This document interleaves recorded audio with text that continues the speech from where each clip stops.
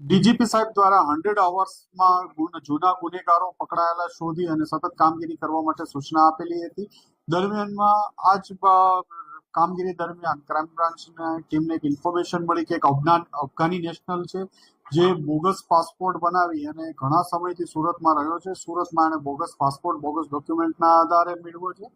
આ ઇન્ફોર્મેશનના આધારે ક્રાઇમ બ્રાન્ચના પોલીસ ઇન્સ્પેક્ટર જે.એન. ગોસ્વામી અને એની ટીમને એક મોહમ્મદ આમિર જાવેદ ખાન જે મૂળ કાબુલ અફઘાનિસ્તાનનો રહેવાસી છે, 2018માં 1 વર્ષના વિઝિટર વિઝા ઉપર આવ્યો હતો દિલ્હી અને ત્યારબાદ સુરત આવ્યો અને એના વિઝિટર વિઝા પૂરા થયા બાદ આ માણસે સુરતમાં પોતાના અલગ અલગ એના મહારાષ્ટ્ર જાલનાના મિત્ર મારફતે અલગ અલગ ડોક્યુમેન્ટ્સો Aadhaar card, PAN card, election card બધા જ બોગસ ડોક્યુમેન્ટો બનાવી અને એક બીજો પાસપોર્ટ ભારતીય પાસપોર્ટ મેળવ્યો હતો.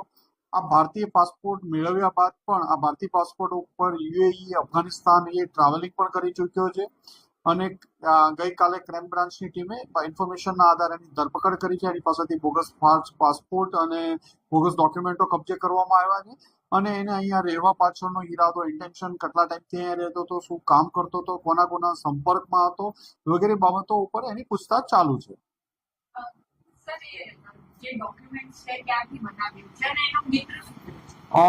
એ ઇન્વેસ્ટિગેશન ચાલુ છે. એ મહારાષ્ટ્ર જાલનાથી બનાવેલા હતા, એના મિત્ર દ્વારા બનાવેલા હતા અને એ બાબતમાં તપાસ ચાલુ છે.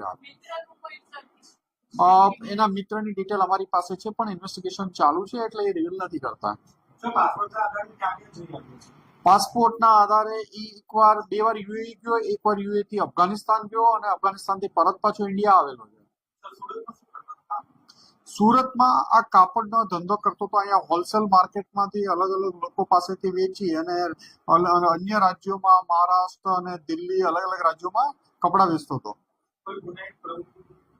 અત્યાર સુધી એનું ફોર્જ પાસપોર્ટ બનાવી અહીંયા રહેવાનો મતલબ એ બાબતમાં એની તપાસ ચાલી રહી છે. અન્ય રાજ્યોમાં હતો તો ત્યાં કોને કોને મળતો હતો, શું કામ મળતો હતો, ધંધા સિવાય કોઈ અન્ય કારણોસર એ રોકાયેલો છે કે એ બાબતે પણ એની તપાસ ચાલુ છે.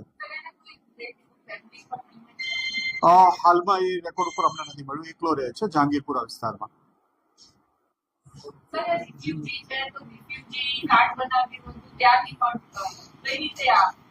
રેફ્યુજી કાર્ડ માટે એને કાર્ડ બનાવેલું છે, રેફ્યુજી કાર્ડ, પણ એને સાથે સાથે ફોર્જ ડોક્યુમેન્ટ ઉપર ઇન્ડિયન પાસપોર્ટ મેળવી લીધો છે. ઇન્ડિયન પાસપોર્ટ મેળવ્યા ઉપર એને એના ઉપર ટ્રાવેલિંગ પણ કરી લીધું છે. 2 કન્ટ્રી અલગ અલગ જઈ પણ આવ્યો છે.